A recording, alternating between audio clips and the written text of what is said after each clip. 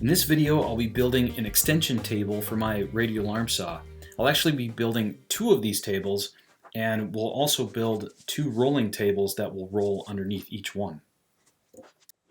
The design and construction of these tables will be very similar to the design and construction of the radial arm saw stand that I built in part 2 of this series.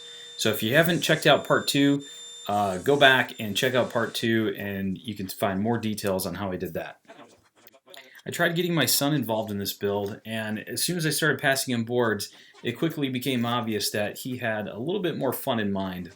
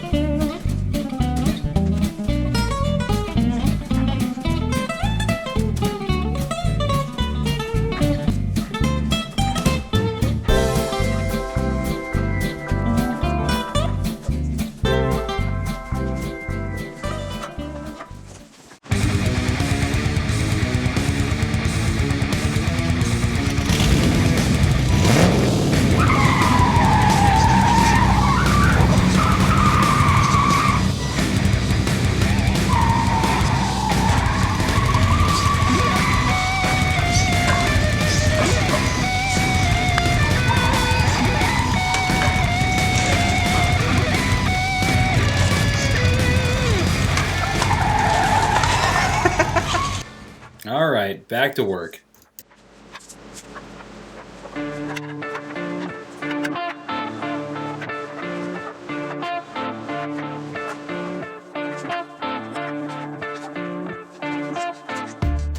Just like with the radial arm saw stand that I built in part 2, I'll be cutting rabbets into the tops of the table legs. Now this just basically makes for a really strong and durable joint, so that the entire tabletop can be supported into these rabbet joints. I have this adjustable dado blade that I wanted to try using to cut away a lot of material much quicker than just making a bunch of straight cross cuts to cut those rabbet joints. And the idea would have been great, except for the fact that the diameter of this adjustable dado blade was a little on the small side, so I couldn't go quite as deep as I needed to in the 2x4. So in the end, I ended up just taking the dado blade off, and I put my regular blade back on, and I just went back to making a bunch of straight cross cuts. But in the process, I wasn't really happy with my dust collection setup when cutting that high above the fence. So I ended up making a new fence and making a new dust collection box specifically for cutting these types of situations. And in the dust collection worked much better after I quickly built this other box.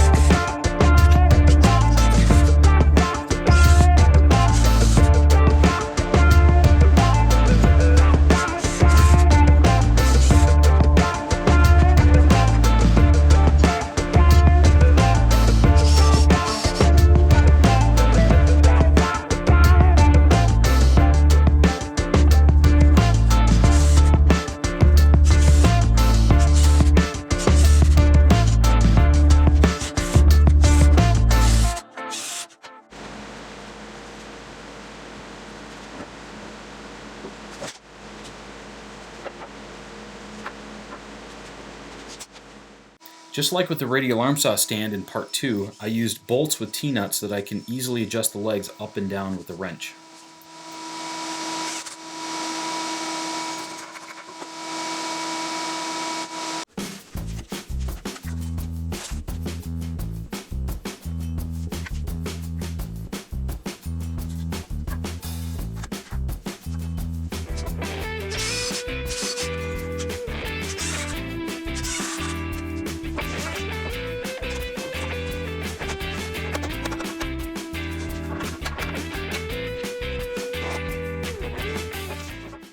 Getting all the parts glued and screwed together to begin with was a bit awkward. I had to fumble things around a little bit, but eventually I got it.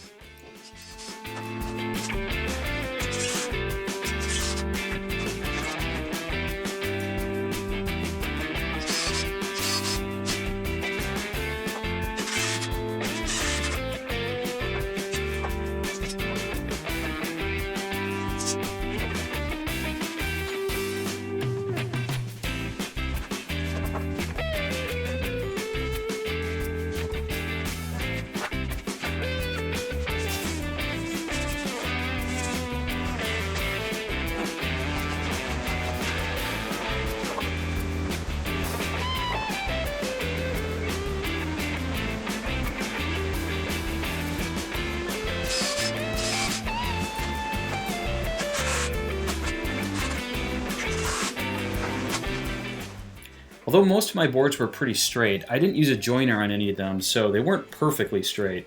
And so when the entire frame started coming together, things weren't squaring up the way that I wanted. So in some cases I had to use a clamp in order to force things into square and into place.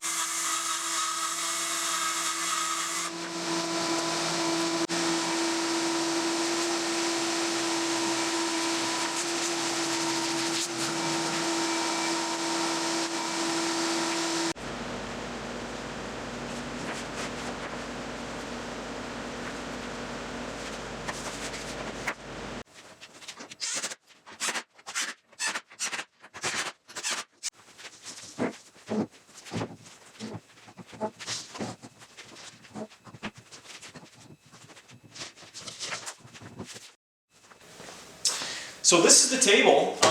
This is the table basically finished.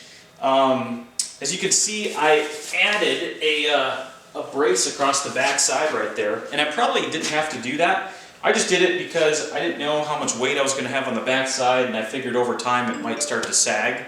So I just went ahead and added a brace in there because it was easy. But even before adding the brace, this table it's really sturdy. And I'm actually really surprised at how sturdy it is without having a brace go across the front there. But I got the table all leveled, and I don't know if you can see that in the camera, but the table is a little bit off the ground, and I used those those bolts on the bottom to kind of raise it so that it's just a hair below the radial arm saw table. I still have to seal the top with some sort of sealer. I'll probably use shellac for that. But I'll probably wait to seal this top and to seal the radial arm stand top until I have all the tables finished, and then I'll just go through and I'll seal everything all in one shot. But I still have to make the assembly table that rolls out from the bottom. I still need to make a duplicate of one of these. I need to make another one of these tables to go on the other side, and another assembly table that's going to pull out from over there. There's going to be just slight differences between this table and the one that pulls out on the other side. So I think I'll stop here for this video, and I'll probably make a separate video on the fence, and then also on the roller table that comes out. So hopefully you guys enjoyed this, and we'll see you next time.